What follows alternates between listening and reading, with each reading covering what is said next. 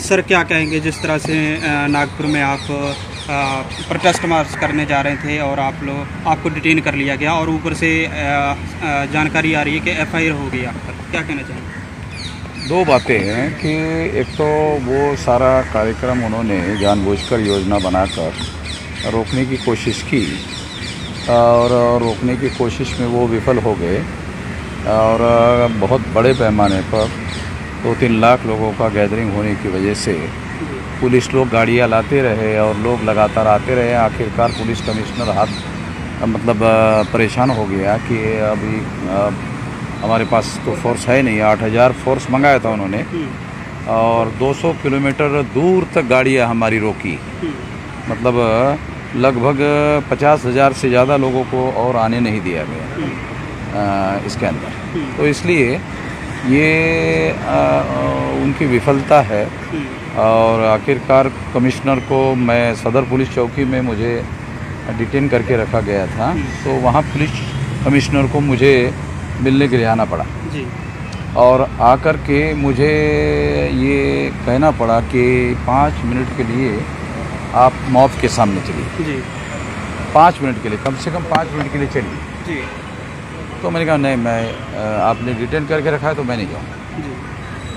शांति बनाए रखने के लिए मैं वीडियो बनाने के लिए तैयार हूँ, मगर मॉब के सामने जाकर मैं ये कहने के लिए तैयार नहीं। तो अल्टीमेटली उनकी हेकड़ी जो थी कि फोर्स के साथ में, ताकत के साथ में, ज़बरदस्ती के साथ में जो उन्होंने ये करने का प्रयास किया, वो सारा का सारा मतलब धरा का धरा रह गया। वो सही नहीं, गलत काम किया उन्होंने। तो उसके लिए हम लोग सुप्रीम कोर्ट में भी गए हुए हैं जी। और जो आवश्यक कार्रवाई है आने वाले समय में वो भी हम लोग करेंगे। दिल्ली सरकार में मंत्री थे राजेंद्र पाल गौतम, उन्होंने 22 प्रतिज्ञा ली और उसके बाद अरविंद केजरीवाल जी ने उनका इस्तीफा लिया मंत्री पद से और भाजपा ने आरोप लगाया है कि 22 प्रतिज्ञा के जरिए हिंदू देवी देवताओं और उनके धर्म का अपमान किया है।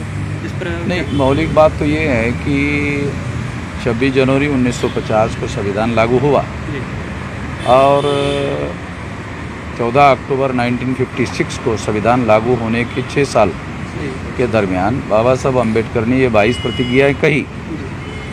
तो उस समय तो कोई इस तरह का आरोप उनके ऊपर नहीं लगाया गया कि उन्होंने हिंदू देवी देवताओं का अपमान किया या उन्होंने गाली गलौज करने का काम किया।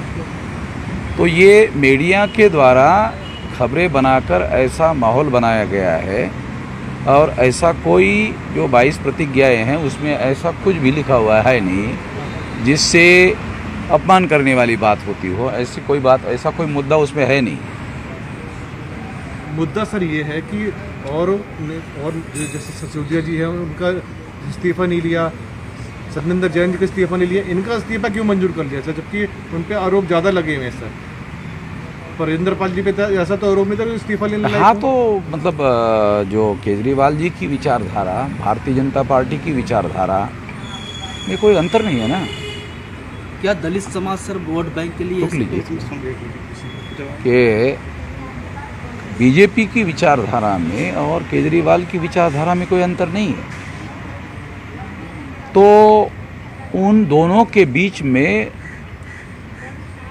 कंपटीशन है कि कौन राम भक्त लोगों को, ब्राह्मणवादी लोगों को, ब्राह्मणवाद के प्रभाव में आए हुए गुमराह लोगों को अपने साथ रख सकता है। अगर राजेंद्र पाल गौतम का अगर कोई दोष है तो वो ब्राह्मणवादी केजरीवाल के साथ जाने का दोष है, बाकी उसका कोई दोष नहीं है। मतलब वो जो कॉन्ट्रडिक्शन है, राजेंद्र पाल गौतम उस कॉन्ट्रडिक्शन से शिकार है।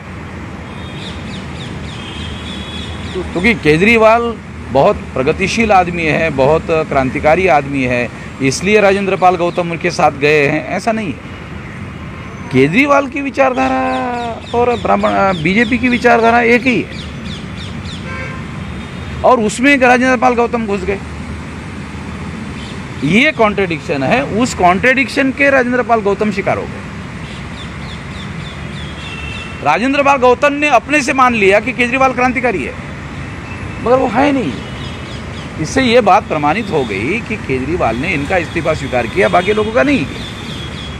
इस एक्शन से ये प्रूव हो गया कि केजरीवाल जी जिस विचारधारा को मानते हैं उसके हिसाब से उन्हें इस्तीफा लिया, मगर राजेंद्र पाल गौतम जी ने मिसअंडरस्टैंडिंग अपना कर लिया कि अरे यार केजरीवाल तो क्रांतिकारी आदमी है, उनके साथ जाना चाहिए। ये गलती केजरीवाल की नहीं है, ये गलती राजेंद्र पाल जी की है। तो कहीं ना कहीं दोषी मानने से बीजेपी और आप में कोई फर्क नहीं रह गया सर? है ही नहीं ना, है ही नहीं, फर्क है ही नहीं। ये फर्क है तो फिर हम ही चले जाते, अगर फर्क होता तो। चुनाव में फर्क पड़ेगा सर इससे कुछ? है?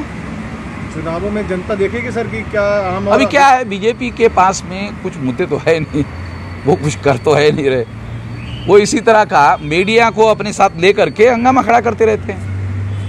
जो मूल मुद्दे हैं उन मूल मुद्दों को सॉल्व करने की दृष्टि से तो वो कुछ करते नहीं हैं। और नरेंद्र मोदी जी 2024 के लिए अलग अलग मंदिरों में जाकर अपना भजन कीर्तन करने का काम कर रहे हैं, या उनके लिए करोड़ों रुपए जो है जनता के टैक्स के वो दे करके मंदिरों का वो करने का काम कर रहे हैं। जिस तरह से नागपुर में मार्च किया तो उसका आप कैसा मैसेज समझते हैं? सारे देश भर में जो हमारे से सहमत नहीं थे सारे सहमत हो गए जी कि एक वामन मेश्राम ही है जो आरएसएस के हेडक्वार्टर पर मोर्चा लेकर जाने के बारे में सोच सकता है। तो हमने केवल सोचा नहीं, लेकर जाने का काम किया और 2-3 लाख लोग इकट्ठा किया सारे देश भर से। जिस तरह ऐसा किसी के दिमाग में भी नहीं आ सकता, वो हमने करके दिखाया। जिस तरह आपकी बदसलूकी हुई उन पुलिस वालों की कोई कार्रवाई के लिए कदम हुआ? है? जिस तरह आपके साथ बदसलूकी हुआ है उस पुलिस वालों के खिलाफ कोई कदम उठाए हैं? वो तो कोर्ट में जा रहा है मैम। जैसे फॉर एग्जांपल उन्होंने कमिश्नर ने कहा कि हमें डिटेन करने के पहले नोटिस दिया, झूठ है, उसका हमारे पास सबूत है। डिटेन करने के पहले मेरे पास वीडियो है कि मैंने उन पुलिस अधिकारियों को डिटेन करने के पहले मुझे नोटिस देने के लिए कहा, उसके वीडियो है। उन्होंने कोई नोटिस नहीं दिया, वो डिटेन करके लेके गए और फिर छोड़ने के बाद दिया तो हमने वो नोटिस स्वीकार करते हुए उसमें टाइम लिखा, तो वो डॉक्यूमेंट्री एविडेंस हो गया कि उन्होंने नोटिस नहीं दिया। अब ये जो पुलिस कमिश्नर का बयान जो झूठा बयान है उसी को आधार बनाकर उसके खिलाफ केस हो जाएगा, उसके खिलाफ डिफेमेशन का भी केस हो जाएगा, उसके खिलाफ एट्रोसिटी का भी केस हो जाएगा। दोनों केस डाल रहा हूँ। ये दोनों केस डालने का ऐलान मैंने 9 तारीख को किया, 9 तारीख को, और 9 तारीख को इसी वजह से पुलिस कमिश्नर ने जब मेरा बयान देखा तो 7:33 को उन्होंने मेरे खिलाफ एफआईआर कर दिया 5 तारीख के भाषण के लिए। एफआईआर किया 9 तारीख को, भाषण मेरा है 5 तारीख को, और वहाँ वो कह रहे हैं कि मैंने गैर कानूनी बातें की, बल्कि मैंने वहाँ ये कहा कि अगर कोई गैर कानूनी तरीके से हमारे आंदोलन में गड़बड़ी करने की कोशिश करेगा तो मैं उसको पुलिस को हैंड ओवर कर दूंगा। मैं तो ये बात कहा, वो वीडियो हमारे पास सारा का सारा रिकॉर्डेड है। सर 2024 का चुनाव नज़दीक आ रहा है, इस विषय में आपका संगठन और किस तरफ जाने के लिए? देखो, अब मैं जिस संगठन और आंदोलन की बात कर रहा हूँ, भारत मुक्ति मोर्चा और बहुजन क्रांति मोर्चा, कोई राजनीतिक दल तो है नहीं, मगर 2024 में बीजेपी चुनाव जीत कर नहीं आए इसके लिए हम कोशिश करेंगे। क्या बीएसपी को आप समर्थन करेंगे? बीएसपी को खत्म करने की कोशिश करेंगे, ऐलानिया कह रहा हूँ, खत्म करने की कोशिश करेंगे। मायावती का चैप्टर क्लोज करना बहुत ज़रूरी है, क्योंकि रिपब्लिकन पार्टी ने महाराष्ट्र में जो मतलब गंदा खेल खेला, वो सेम गंदा खेल अभी मायावती खेल रही है, उसका खात्मा बहुत ज़्यादा ज़रूरी है। बीजेपी में और मायावती में कोई अंतर नहीं है। सर आपके हिसाब से 2024 में कौन सी पार्टी आनी चाहिए? 2024 में किसकी पार्टी की सरकार बननी चाहिए? इसी से रिलेटेड बीजेपी को खत्म करने के लिए मतलब दानव और राक्षस में से चुनना पड़े तो हम चुनेंगे। ये तो देखो आंदोलन है, इसमें कांचीराम जी से हम कांचीराम जी से प्रेरणा लेकर काम करते, तो उन्होंने भी तो ऐसा किया। बसपा ने इतना कुठाराघात किया सर देश पे, ऐसा क्या कारण है जो आप बसपा को इतना सर नाराज? मायावती के प्रति आप लोगों का प्रेम जो है ना, मुझे हैरानी होती है, ऐसा क्या बड़ी हैरानी होती है। आप लोगों का प्रेम मुझे बड़ा हैरानी लगता है। पत्रकारों का, तुम आप कार्यकर्ता हो कि पत्रकार हो?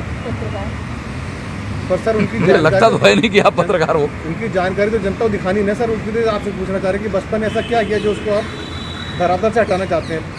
देखो, बसपा के 5 साल उसकी ये रही, 5 साल में अगर वो चाहे तो हमारे लोगों के लिए रिजर्वेशन इन प्रमोशन का कानून बना सकती थी। हाई कोर्ट ने कहा भी आप कानून बना सकती है, आप बनाइए, बगैर कानून के आप ऐसा नहीं कर सकती। रिजेक्ट कर दिया, सुप्रीम कोर्ट ने भी रिजेक्ट कर दिया। एक एग्जाम्पल के तौर पर बता रहा हूं, आपको पता है कि एट्रोसिटीज़ का जो कानून है उसके लिए जो सर्कुलर मायावती ने निकाला कि किसी भी एट्रोसिटी करने वाले लोगों को जांच पड़ताल पुलिस के द्वारा किए बगैर और सबूत मिले बगैर किसी प्रकार की कोई कार्रवाई नहीं की जाएगी। पुलिस वाले जांच पड़ताल में हमारे लोगों के फेवर में काम करते हैं कई सारे देश भर में। नहीं करते।